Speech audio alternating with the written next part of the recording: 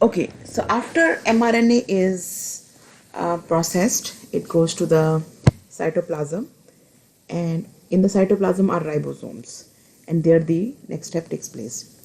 So basically, to understand translation, we need to first of all understand few components of the translation machinery, which involves tRNA, which is transfer RNA. We also need to know about ribosomes. So we will first of all talk about transfer RNA, then we talk about ribosomes, and then we will talk about the process of translation. So basically, transfer RNA, as the name itself says, transfer. So it transfers. What are the transfers? It transfers the amino acids. So the function of transfer RNA is to transfer amino acid.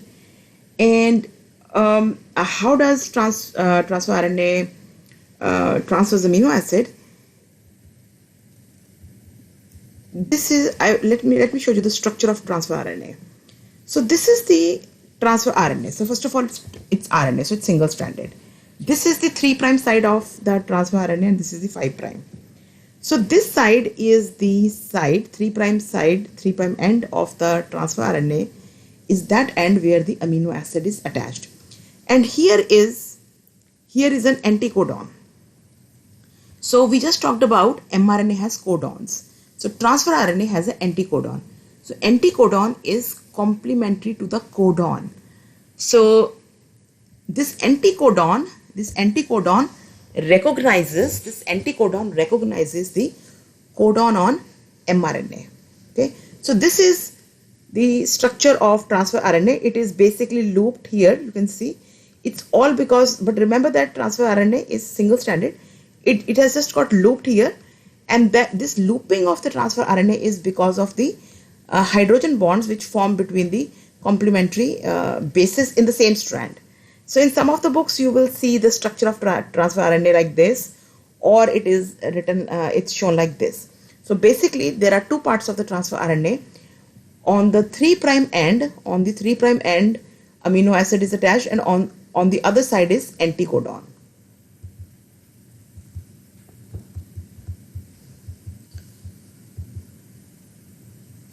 So transfer RNA transfers amino acid to the growing polypeptide chain in a ribosome.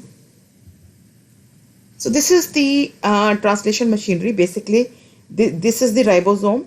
So ribosomes have two subunits: smaller subunit, large subunit, and these are the transfer RNAs, and this is the mRNA. And we are going to talk about them in detail.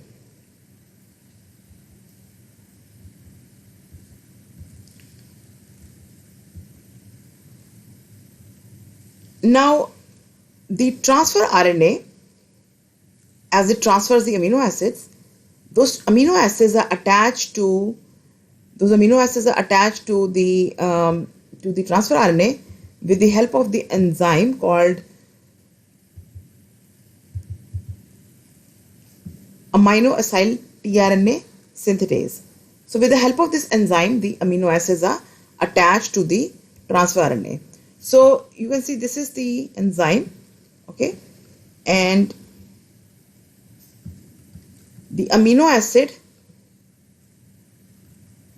goes and binds here, and transfer RNA goes and binds there. You can see how the shape of the active site is complementary for the amino acid. So the amino acid binds here, transfer RNA binds here, and with the help of ATP, the transfer RNA, the amino acid is attached to the transfer RNA. So when the transfer RNA has an amino acid, then that transfer RNA is called a charged transfer RNA. When there is no amino acid, then it is a uncharged transfer RNA. So remember that, because this terminology is going to come forward. If the transfer RNA has an amino acid attached to it, it is called a charged transfer RNA. If there is no amino acid attached to the transfer RNA, it is uncharged transfer RNA. So uncharged transfer RNA becomes charged transfer RNA with the help of the enzyme. And for different amino acids, there are different enzymes.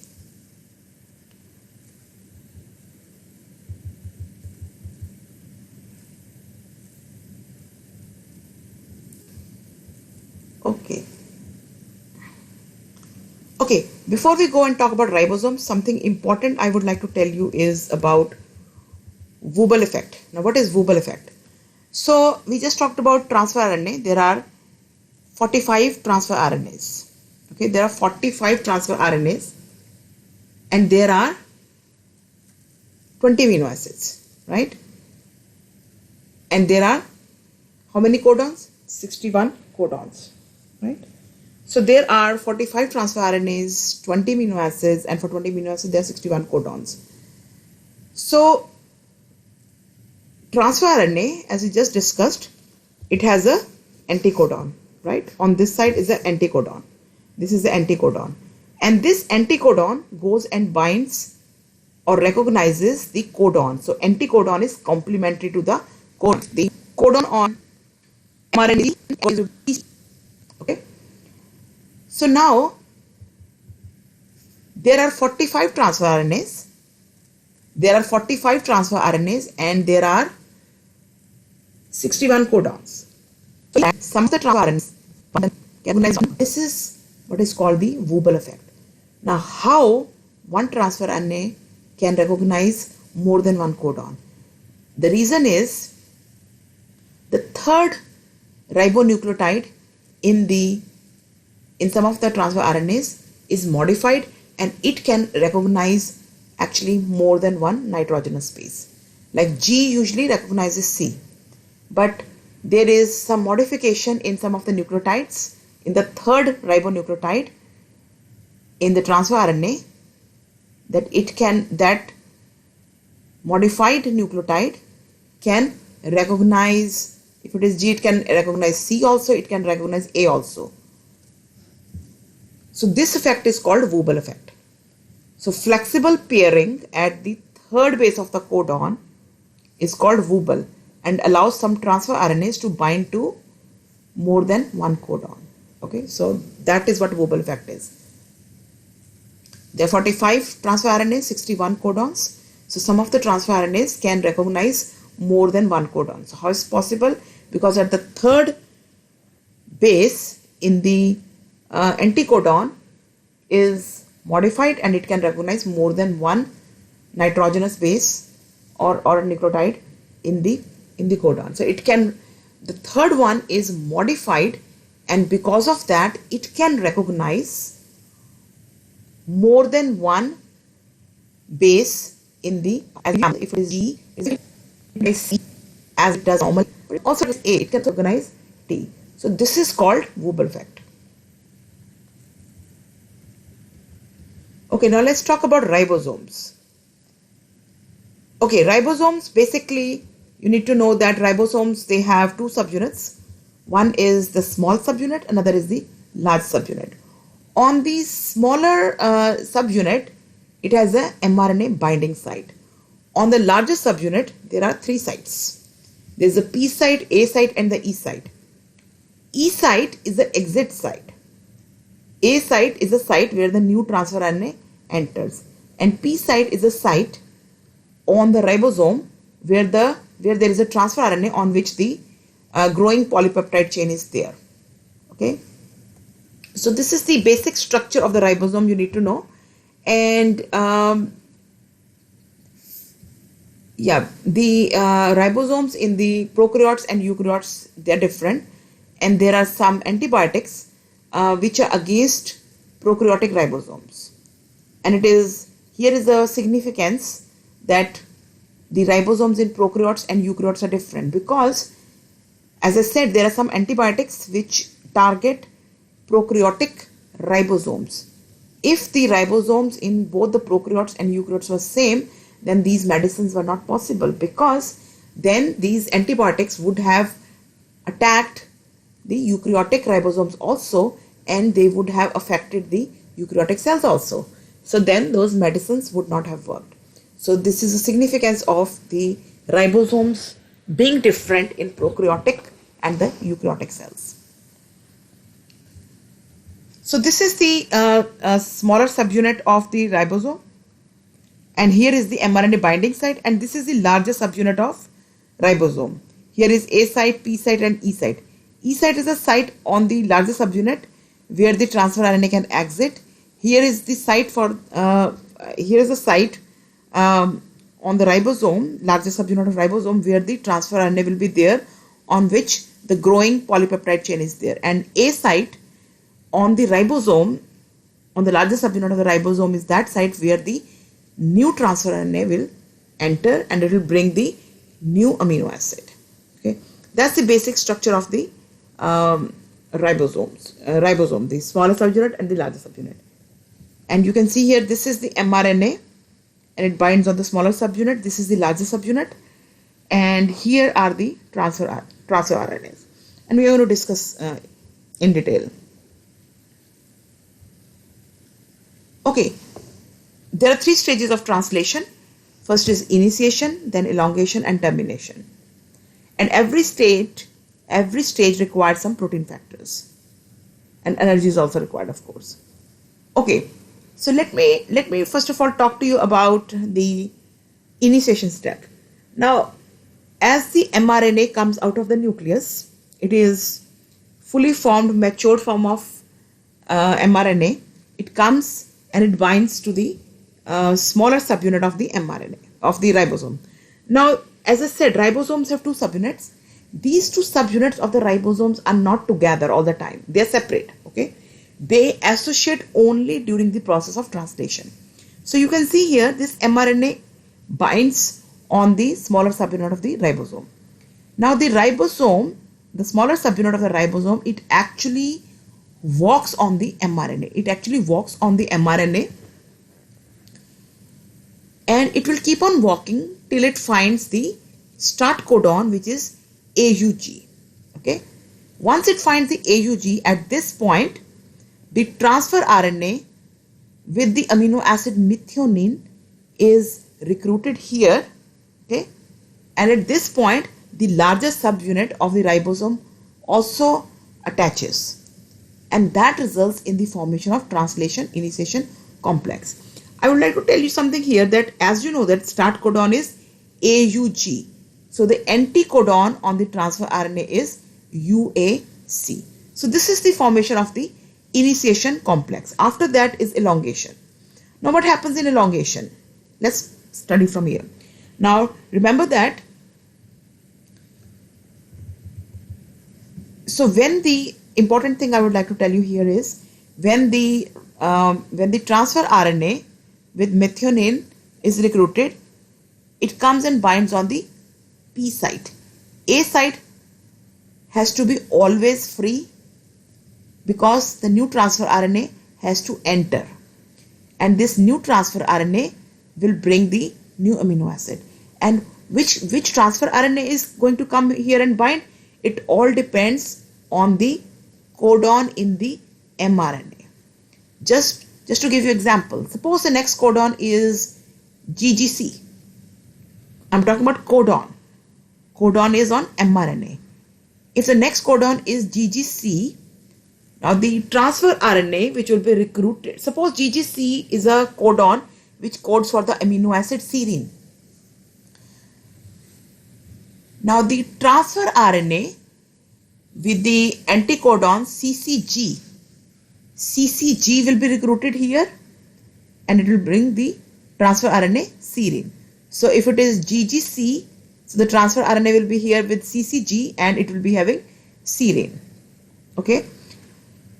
So once there are two transfer RNAs here, one here, suppose here is a transfer RNA with serine, here is with methionine. Now next step in elongation will be this amino acid will break its bond. This amino acid will break its bond with this transfer RNA, and then when this amino acid breaks its bond with this transfer RNA becomes uncharged, and then it translocates. It translocates from P site to the E site. It comes here. The uncharged transfer RNA moves from P site to E site. It comes here. And then this amino acid, it forms a bond with the transfer RNA which is here. It forms a bond with the amino acid which is attached to the transfer RNA, which is here. Suppose here is a transfer RNA with serine. This methionine is going to make its bond with serine. Okay, so here will be a transfer RNA with methionine, with serine, and this transfer RNA, which is uncharged, it moves from this side to this side, and this transfer RNA, which has the methionine and serine, moves from A side to P side. This is all called translocation. Okay, because A site has to be always kept free, because this ribosome will walk on the mRNA. It will keep on reading the codons and it will keep on recruiting the new transfer RNAs. So once the translocation has taken place and the uncharged transfer RNA has reached here, from this place it will then go to, it will just leave the ribosome. That's why it's called the exit site. Okay, so basically what will happen is, on the P side there will be a transfer RNA which will have the chain of amino acids, Okay, so that's why it's a P side, because here will be a transfer RNA which will be having a growing chain of amino acid. This site will have the transfer RNA which will have a new transfer RNA with the amino acid, and this is a place from where the uncharged transfer RNA will leave the ribosome. So the new transfer RNA will be coming here. Okay, and whatever the amino acid is here, or if this will have actually 4 or 5 amino acids, or the growing chain of polypeptide, growing polypeptide chain will be here. This transfer RNA will break its bond with this growing polypeptide chain, and this will become uncharged. It will move from here to here, and this growing chain of polypeptide will make its bond.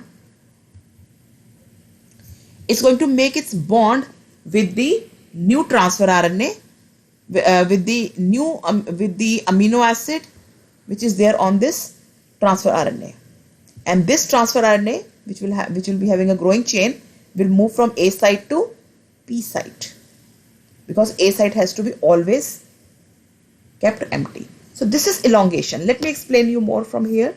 You can see here what is happening here. This is E site, this is P site. Here the growing chain is of the this is the growing chain of polypeptide is here on this transfer RNA. This is the new transfer RNA which is coming.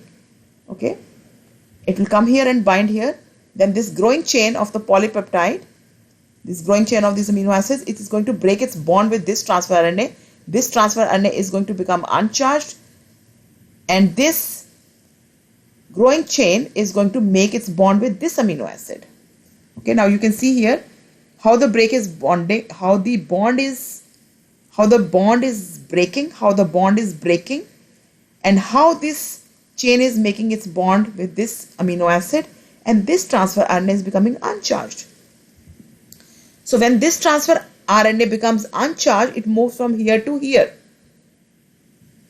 Okay, it moves from P site to E site, and from E site it exits the ribosome, and this transfer RNA which is having this growing chain is going to move from A site to P site, and the A site will be kept empty, because then the next transfer RNA will be coming and will be bringing new amino acid. So this thing will keep on going. This is elongation. This will keep on going till there is a stop codon on the mRNA, and that is the termination of translation.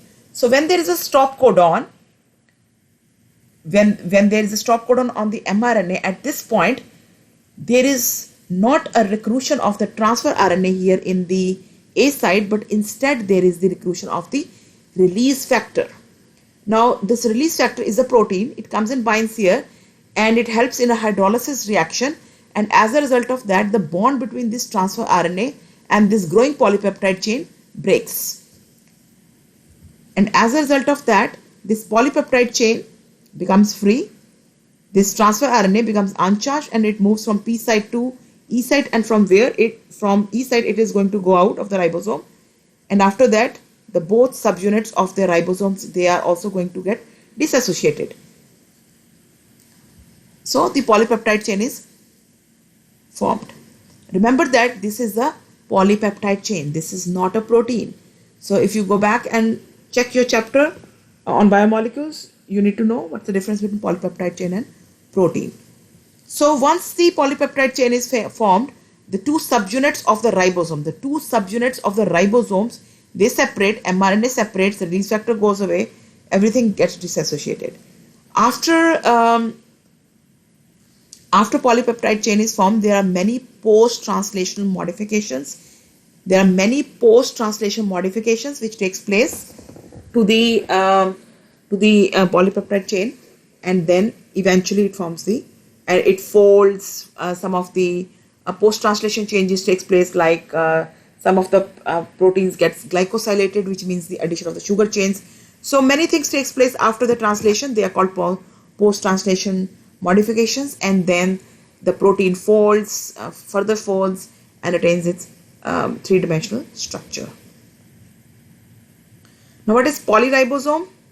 Polyribosome is when many ribosomes, they are together translating the mRNA. So you can see here this is the mRNA, and you can see how many ribosomes have attached to the mRNA, and they are all helping in the translation process. So the ribosome which has reached here, it has already made the complete polypeptide. The ribosome which has reached here, it has made this much polypeptide. The ribosome which has reached here, it has made this much polypeptide. Which is just starting, has made this much polypeptide. So polyribosomes are found both in prokaryotes and eukaryotes, and they help in increasing the efficiency of the protein expression.